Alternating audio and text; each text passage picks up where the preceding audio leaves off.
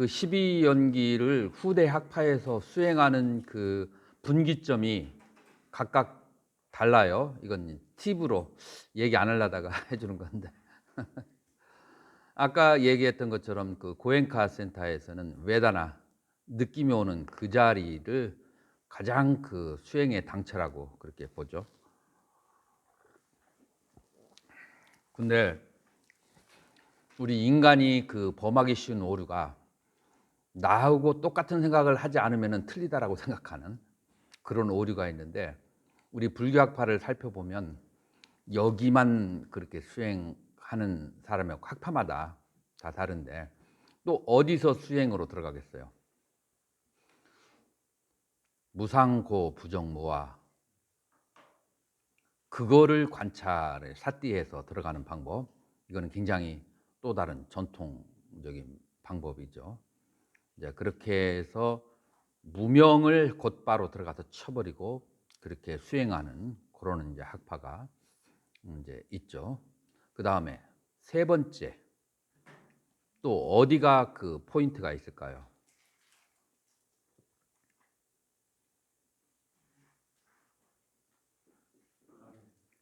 예? 그냥 일반적으로 보편적으로 이 두 개예요. 무명, 그 다음에 베다나. 이게 이제 이제 수행의 방법을 가만히 이제 살펴보면 이 둘 중에 하나인데, 이제 세 번째 방법은 찌따하고 째따시크를 분리하는 그런 이제 수행 방법이 있어요. 찌따와 째따시카를. 그러니까 심과 심소. 그러니까 심과 심소는 분리가 될 수 있을까요, 없을까요? 동시생 동시멸이에요. 그런데 그렇기 때문에 하나가 없이 하나만 일어나지 않아요. 근데 the weight, 그 알아차림을 어디다가 할 것인가? 그것을 심소 쪽에다가 집중할 것인가? 아니면 심 쪽에 집중할 것인가?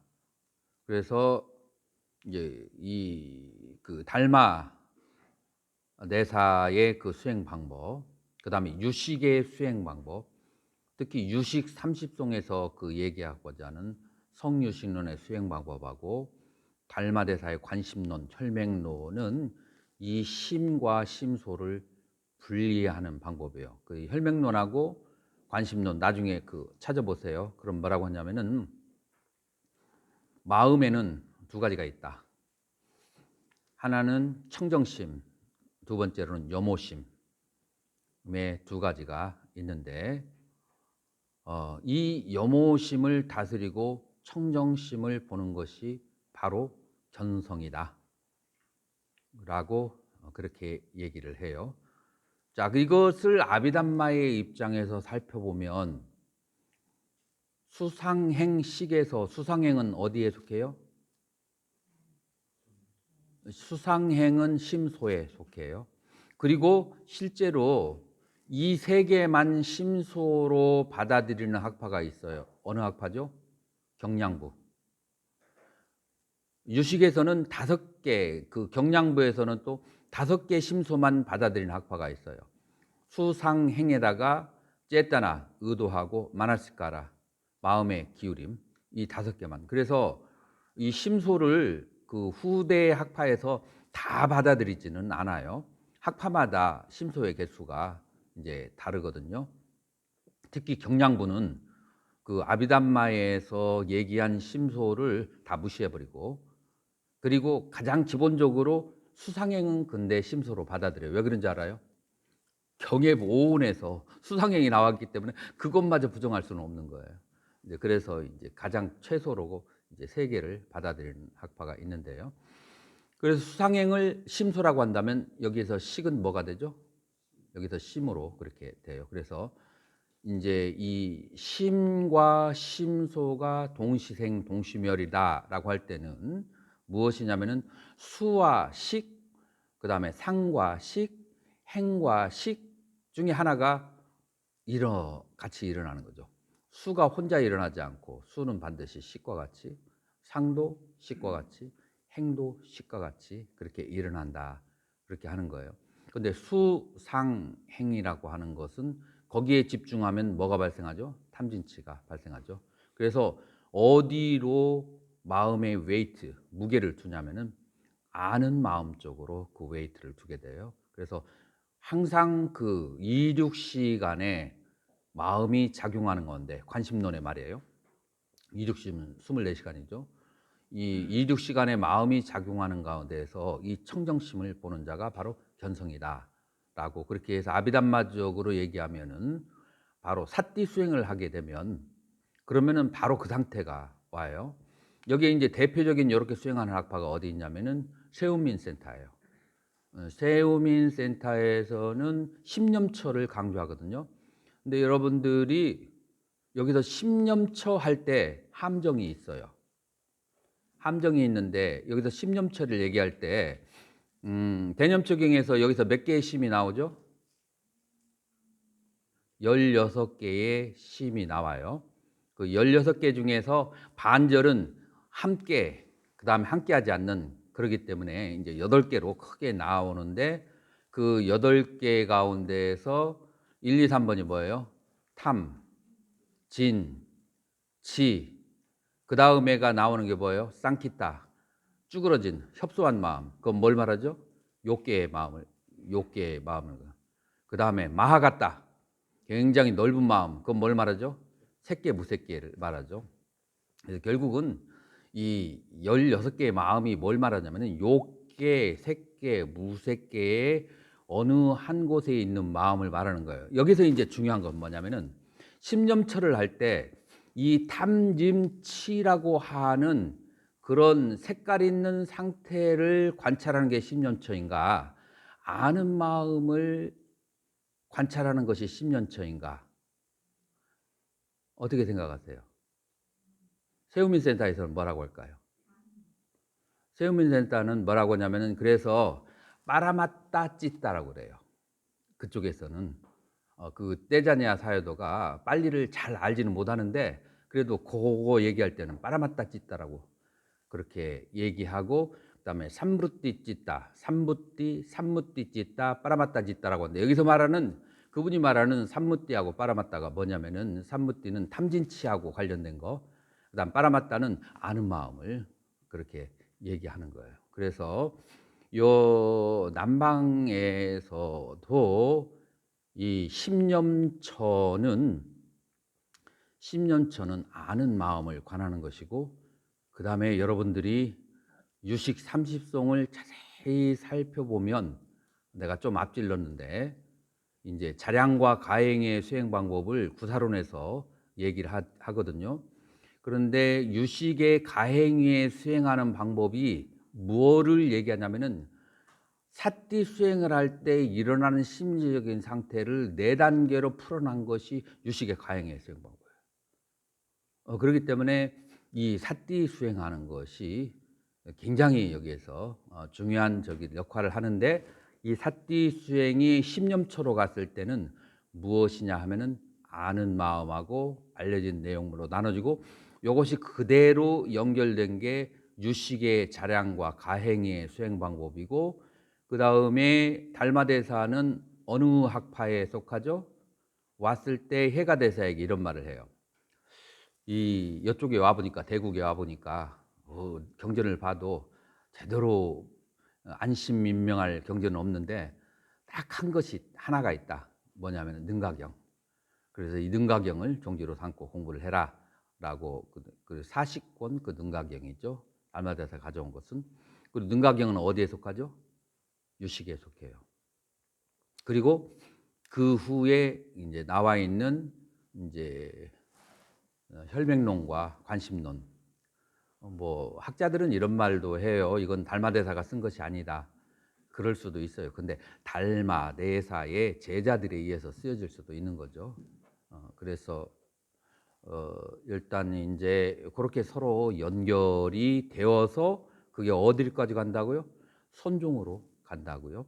그래서 어디에서부터 시작해서 사띠의 수행으로 시작해서 어떻게 아는 마음과 알려진 내용, 수상행과 식을 분리하는 데에서부터 그렇게 얘기가 나오는 거죠. 그래서 신신여명에 뭐라고 나오냐면은 지도는 무난이다. 지극한 도는 어렵지 않다. 단막 증해하고 그 다음에 유혐 간택하면 증해는 오음 가운데 어디에 속하죠? 뭐 수 혹은 행에 속하죠. 증에는. 그 다음에 유혐 간택. 간택은 어디에 속할까요? 상에 속하죠.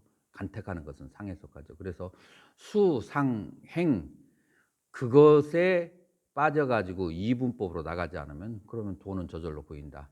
이걸 또 다른 말로 하면은 시기현전한 상태라고, 그래서 알미현전하는 상태라고 말할 수가 있죠. 그래서 이렇게 이제 사띠수행법이 그 십념처에서 그렇게 유식으로 해서 선종까지도 이어져 나간다. 근데 여기에서 이제 결론을 쉽게 내려서는 안 되는데, 그러니까 선종이 다 이렇게 같다라고 생각하면 그러면 이제 또 문제가 발생해요. 왜냐하면은 선종이라고 해 또 유식의 바탕을 둔 선종이 있고 중간학파의 바탕을 둔 선종이 있고 그 다음에 천태학의 천태학의 기본은 무엇이죠? 구사론이에요. 천태학의 기반을 둔 그런 선종이 있고 그건 누구죠? 영가대사. 그 다음에 중간학계의 그 바탕을 둔 선종은 뭘 말하죠? 육조해능대사. 그리고 이제 화엄경의 바탕을 둔 선종, 주봉총밀. 그래서 크게 우리는 네 가지 종류의 선종을 나눌 수 있기 때문에 달마선이 이렇게 연결되어 있다고 해서 그래서 나머지 선종도 다 똑같다라고 생각하면은 이제 그건 각각 따로 이렇게 연결을 해서 우리는 이제 생각을 해야만 되죠. 마찬가지로 우리는 남방에 가도 위파사나를 하는데 다 똑같은 양식이 아니에요. 그 신념처를 하는 그런 수행 방법을 신념처 수행, 사마타 위파사나 다 그 모곡사유도의 12연기 다 그 수행하는 방법이 다르죠. 조금씩 다르죠. 근본은 같지만. 그래서 크게 세 가지.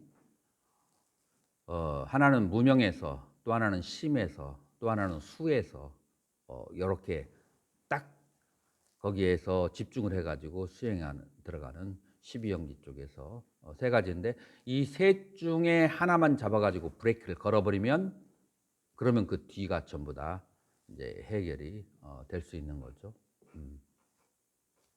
그래서 우리는 이제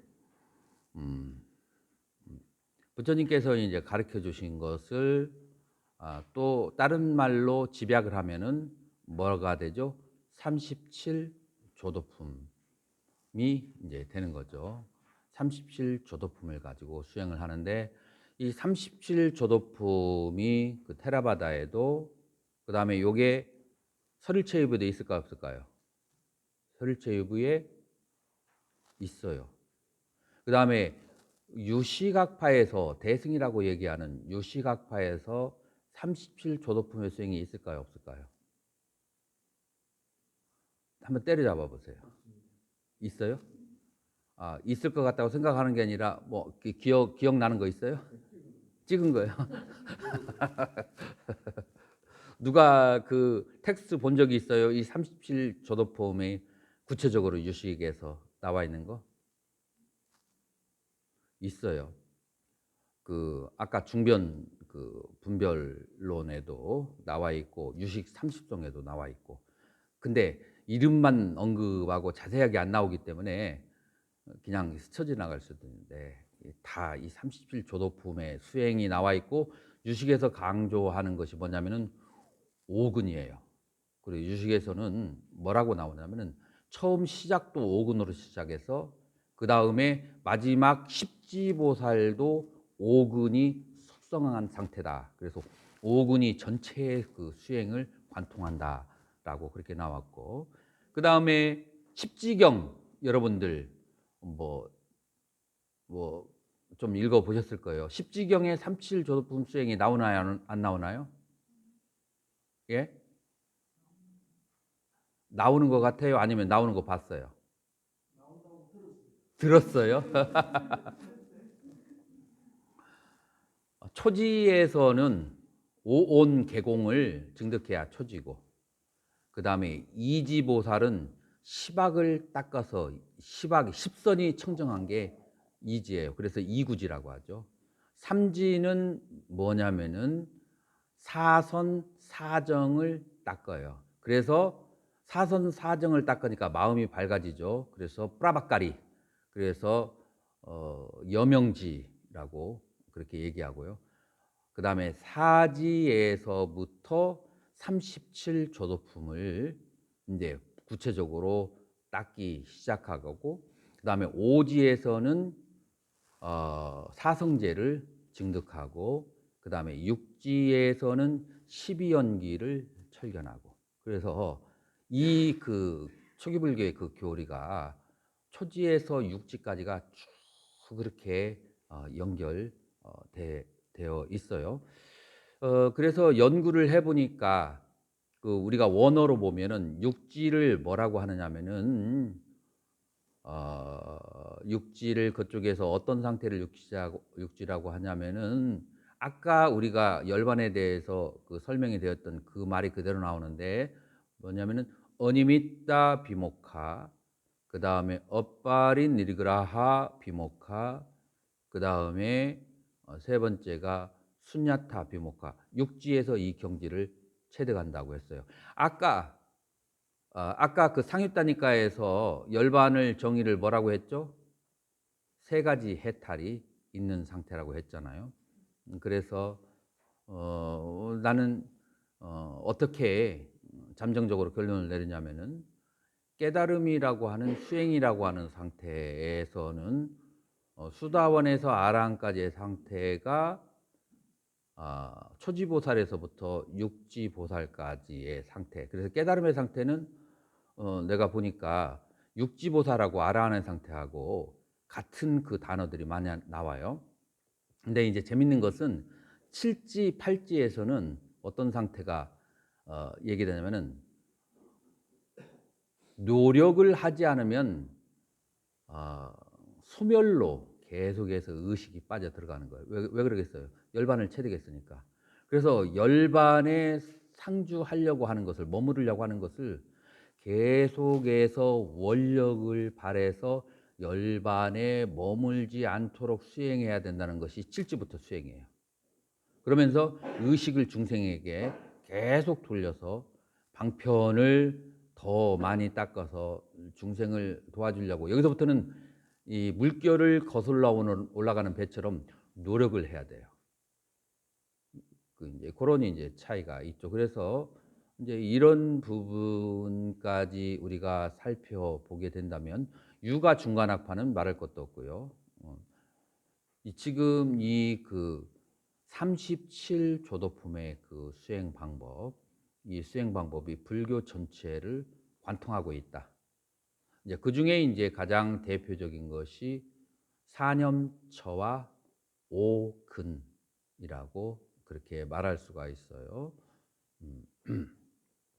이제 여러분이 잘 알고 있는 것처럼 37 조도품 보디바키야 담마죠. 그래서 사념처, 사정근, 사여의족, 오근, 오력, 칠각지, 팔정도라고 그렇게 얘기할 수 있는데, 우리가 자세히 살펴보면 사념처, 사정근, 사여의족, 오근, 오력, 칠각지가 전부 다 어디에 들어가 있어요? 팔정도 안에 각각 자리 잡고 있어요. 그래서 37조도품을 줄이면 팔정도가 된다라고 그렇게 얘기할 수 있어요. 자, 사념처는 어디에 들어가요? 정념에 들어가게 되죠. 사정근은 어디에 들어가죠? 정진에 들어가게 되죠. 사여의족은 어디에 들어갈까요? 정정에 들어가고, 그 다음에 오근과 그 다음에 칠각지는 어디에 들어가요? 칠각지는 사선의 마지막에서 칠각지가 칠각지가 있은 다음에 정념을 성취하고 그 다음에 정정에 가는 단계가 바로 칠각지죠. 그래서 정념에서 정정을 아우르고 있는 게 칠각지가 되는 거예요. 자, 그러면 이제 우리가 이제 오근과 오력만 알면 되는 거죠. 아이고. 자, 그래서 나머지는 뭐 너무나 자명하니까 우리가 지나가고 오근과 오력은 이제 조금 관찰을 해볼 필요가 있어요. 그래서 오근 중 첫째가 바로 사타, confidence, 신뢰죠. 요 신뢰는 믿음하고 faith하고는 다르죠. 신뢰라고 하는 것은 자기 마음 속에 주관적인 체험이 있기 때문에, 주관적인 이해가 있기 때문에 신뢰하는 거고, 믿음은 모르니까 믿는다, 뭐 그런 거하고 다른 거죠. 자, 그러려면은 부처님에 대한 믿음이 있어야 되는데, 부처님이 가지고 있는 이제 6불공변에서부터 나중에 구사론에서는 18불공변까지 나오는데, 가장 초기적인 그 형태가 바로 이제 빠티삼비다마가의 6가지가 그렇게 나오죠. 그래서 중생들의 5가지 근기를 아는 힘. 그래서 5가지 근기가 뭐죠? 오근이죠. 그래서 신, 정진. 어떤 사람은 믿음이 강한 사람이 있고, 어떤 사람은 지혜, 정진, 그 다음에 알아차림, 그 다음에 삼매, 이제 다 5가지의 성향이 다른 사람들이 있는데, 그것을 아는 지혜 부처님이 가지고 계시고, 그 다음에 중생들에게 가지고 있는 잠재적 번뇌를 아는 지혜가 있고, 그 다음에 쌍신변이라고 해서 물과 불을 동시에 일으키는 지혜, 그 다음에 그 마하가루나 대연민심의 그런 신통지, 그 다음에 사르반야따, 일체의 지혜를 다, 일체의 것을 다 아는 신통지. 자, 그런데 일체 종지라고도 후기에서는 얘기하는데, 자이나의 일체지하고 불교의 일체지하고 차이점이 있을까요, 없을까요? 자이나하고 그 다음에 불교 제자들하고 그 다투는 장면 여러분들 읽어봤는가요? 자이나교도 제자와 부처님의 제자가 다투는데, 자이나교들은 뭐라고 하냐면은 한 찰나에 이 시방 삼세를 다 안다 라고 하는 것이, 그게 이제 자이나에서 말하는 일체 종지고, 우리 불교에서는 한 찰나에 마음을 기울이면 시방 삼세의 일 중에 한 가지를 한다. 그래서 찰나에 하나, 우리는 찰나론을 가지고 있죠. 그래서 동시에 모든 것이 아니라 찰나에 그 3세 중에 어느 것을 마음을 기르면 알 수 있다. 요게 이제 서로 이제 논쟁이 이루어지죠. 그래서 우리 불교에서 말하는 그 일체종지는 이 세상의 모든 것을 알 수 있다 할지라도 한 찰나에 한 가지, 그런 차이가 있는 거죠. 그 다음에 이제 무장의 그 지혜가 이제 6번째, 이렇게 6가지 지혜와 그 다음에 부처님에게 이 10종의 덕, 그 다음에 제자들의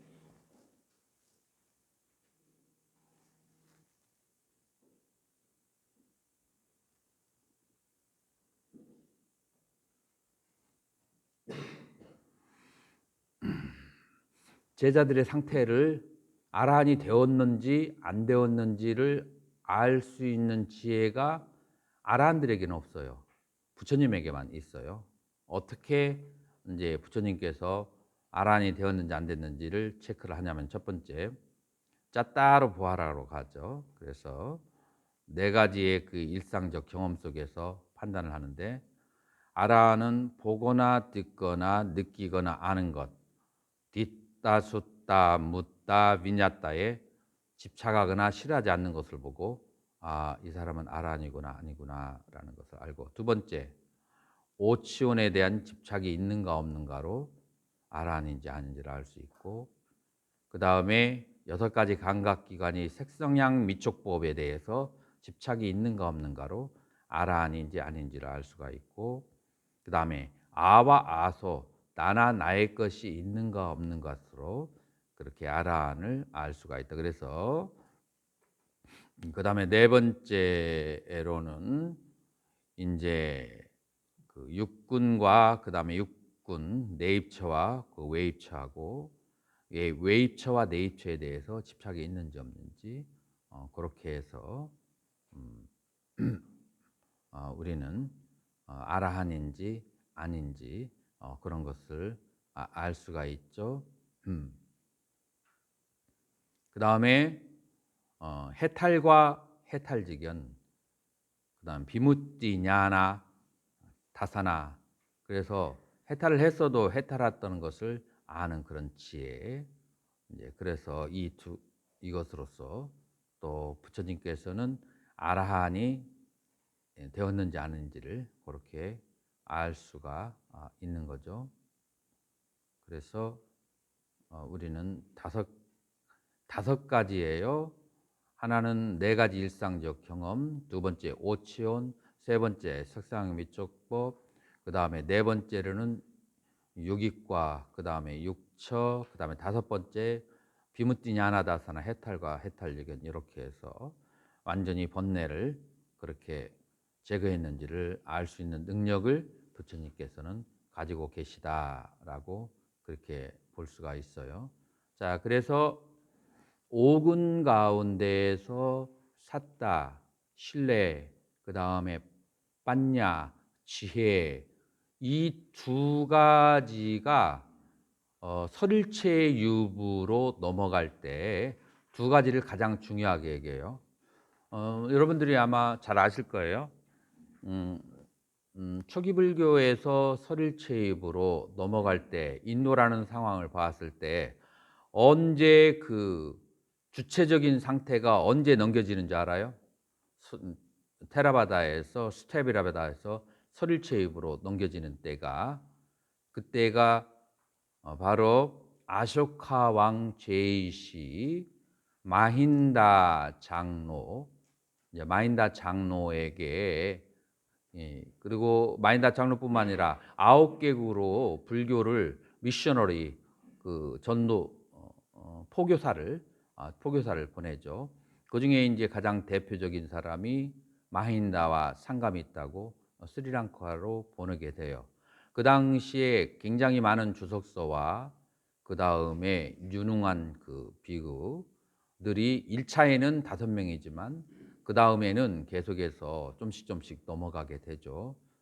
이제 그렇게 해서 그 아쇼카 왕 이후에는 테라바다가 인도의 역사의 전면에서 사라지고, 그 다음에 기원전 2세기서부터는 이제 누가 등장하기 시작하냐면은 까짜야니 푸트라 가전연이 등장하면서 그 사람이 설일체 유부의 그 학파를 이제 세우게 돼요.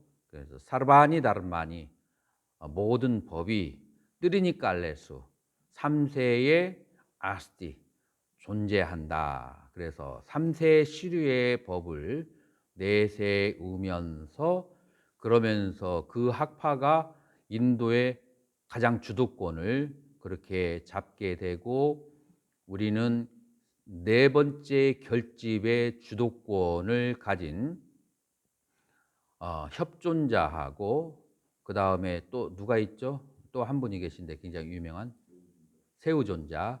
이때가 이제 4차 결집은, 이분들이 전부 다 어느 학파 사람이냐면 설일체유부의 학파. 그래서 그 이후에 마힌다 장로가 스리랑카로 전법을 하러 가면서, 그리고 마힌다 장로의 스승이 그런 예언까지도 했어요. 앞으로 인도에서 불법이 사라진다. 그래서 그 불법을 남겨주기 위해서 스리랑카로 보낸다. 그런 예언까지도, 그것이 후기에 나왔는지 아니면 그 당시에 정말 그랬는지는 알 수 없어도, 하여튼 그런 말이 있었다는 것은 후기에 나왔다 할지라도 불법이 이제 쇠퇴해지기 시작했다는 것을 이제 말하는데, 그 불법은 무슨 불법이냐면은 스테비라바드, 테라바다의 불법을 말하는 거예요. 이제 그리고 그다음에 역사의 뒤안길에서 인도 역사의 뒤안길로 가면서 등장한 것이 이제 설치부가 가장 그 후에 오랫동안 마청 노릇을 그렇게 했죠.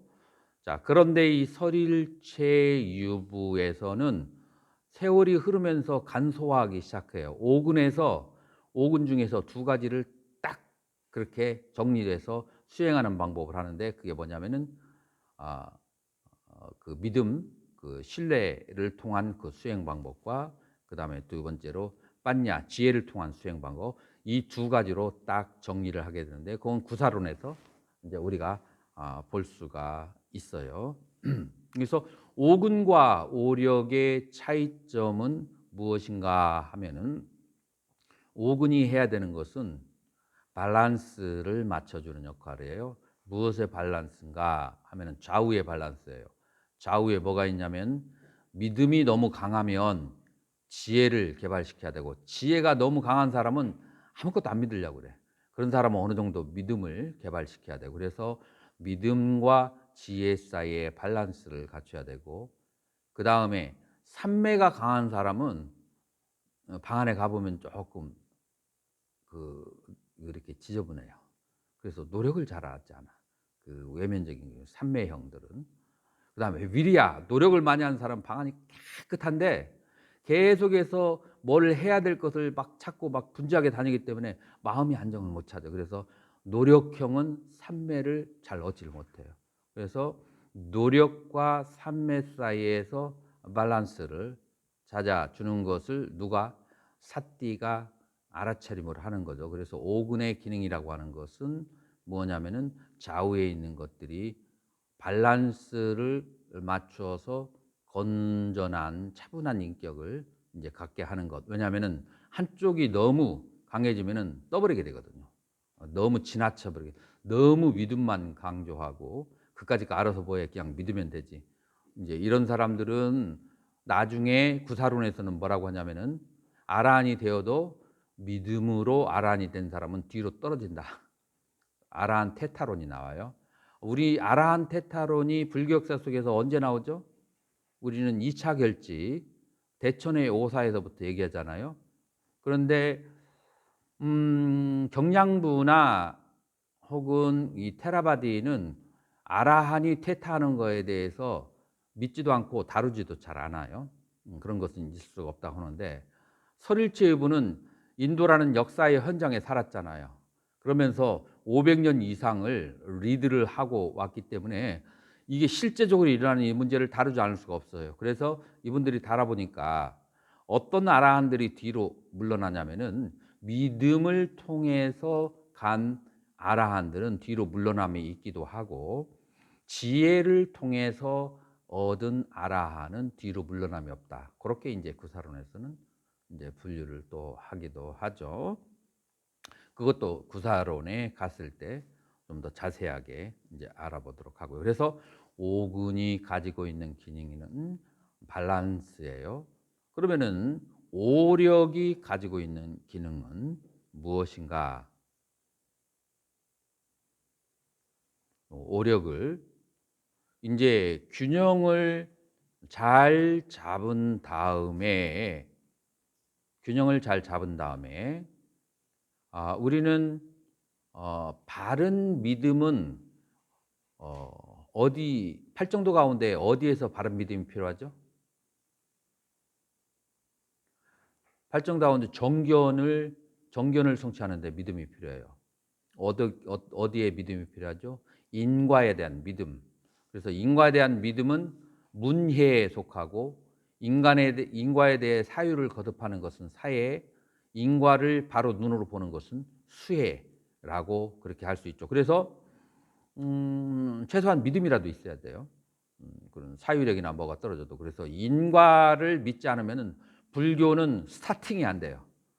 인과를 믿지 않으면은 아무리 나가도 그 자리에 막 그냥 10년, 20년을 그렇게 해도 그 자리에 서게 되거든요. 그래서 인과에 대한 그 믿음으로 이제 그렇게 시작을 해서 그 다음에 노력을 하는 거죠. 그 노력을 어떻게 하죠? 인과를 믿었으니까, 그러니까 정견을 갖추고 있고 정사를 갖추었으니까 노력을 무엇으로 하느냐면은 말과 그 다음에 몸의 행위와 바른 직업으로 노력을 해야죠. 그래서 정어, 정업, 정명, 정정지는 전부 다 노력 각지에 속한다고 볼 수 있어요. 그래서 5군 중에서 4가지가 전부 다 물론 이제 정신적인 것도 노력이지만 이제 그 눈으로 드러나 보이는 것이 노력 각지에 그렇게 해당하고, 그 다음에 팔정도 가운데 정념이 있죠. 그건 같은 정념이 되는 것이고, 그 다음에 정념의 끝자락에 뭐가 발생하게 되죠? 칠각지를 통해서 정정이 발생하죠. 그래서 4번째 오근 가운데서 정정이 있고, 그 다음에 팔정도를 성취하게 되면, 정정을 성취하게 되면 여기서 불교가 끝나나요? 여기서 끝날까요? 앞 단계가 더 있을까요? 팔정도 다음에. 우리가 흔히 여기서 끝나는 걸로 생각을 그렇게 할 수가 있거든요.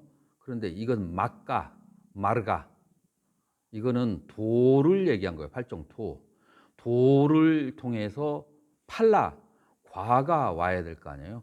그 과를 사성제 중에서는 뭐라고 할 수 있어요? 멸성제가 되는 거죠. 그리고 이제 그 다음에 팔정도 그 뒤에 오는 것을, 그 2개를 뭐라고 할 수 있어요?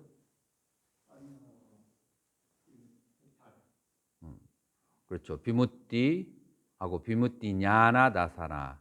그래서 해탈과 해탈직연이라고 하는 그 2개가 그 과로 얻어지는 그 해가 되는 것이죠. 그래서 우리는 앞에 있는 정경과 정사는 해 가운데 무슨 해에 해당해요? 문해나 사해에 해당하는 것이고, 그 다음에 과로서 얻어지는 해는 해탈과 해탈직연이죠. 그래서 나는 오랫동안 초기불교를 공부한 어떤 스님들이 왜 개정의 사막이라고 해놓고 마지막 정에서 끝나냐라고 그렇게 질문하는 분들을 나는 남방에 있으면서 좀 많이 봤어요. 특히 남방 스님들도 그런 경우 있어요. 근데 이게 뭐를 잊어버려서 그런지, 이게 막가, 이게 도를 얘기하기 때문에 정에서 끝난 거예요. 여기서 끝나는 게 아니죠. 이것의 과가 바로 해탈과 해탈직연이라는 게 있는 것이죠. 그래서 불교는 문해와 사해가 먼저 앞으로 나가고, 그러고 난 다음에 개정해라고 한다면, 다른 종교에서는 문해와 사해가 앞에 나오지 않고 그냥 실천 위주로 나가는 경우가 많아요. 특히 자인화교는 문해와 사해가 앞에 나오지 않고 바로 실천적인 것 중에서 무엇을 앞으로 내세우죠? 신업과 구업, 그것을 가장 중시 여기하죠. 자인화교에서는. 이제 이런 이제 그 차이가 있는데, 바로 이것이 이제 오근에 의해서 우리는 밸런스를 맞추고 오력이 팔정도의 줄을 타고 흐르면서 힘을 얻기 시작해서, 그 힘의 끝이 어디에 있죠? 정과 그 다음에 비무띠, 그 다음에 비무띠 냐나사사나, 이게 바로 오력의 끝이 이제 되는 것이죠. 그래서 오력이라고 하는 것은 팔정도를 실천하게 하는 힘, 그래서 번뇌를 물리치게 하는 힘이 오력이라고 한다면, 오근이라고 하는 것은 가장 중요한 기능이 밸런스를 맞춰주는 것이다. 그래서 오근과 오력은 또다시 어디에 귀속돼요? 팔정도에 들어가는 거죠. 그렇기 때문에 37조도품을 한마디로 딱 정의하라고 하면 뭐라고 한다고요?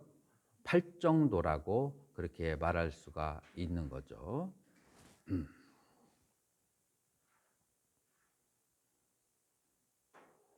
스님이 아까 차 마실 때 우베카 그 질문을 했었죠.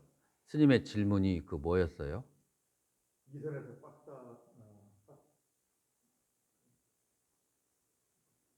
거기는 고요함이고 상선에 우백화 꼭저 우백화 나오고요. 사선에 근데 상선까지는 상선 사선에 우백화 사선에 우백화가 좀 궁금해요. 우리가 이제 경전을 읽을 때 뭘 알아야 되냐면은 똑같은 어떤 것을 이 경에서는 이렇게 얘기하고 다른 경에서는 다르게 얘기한다는 것이 존재한다는 것을 인정을 해야 돼요. 이제 하나의 예를 들어보면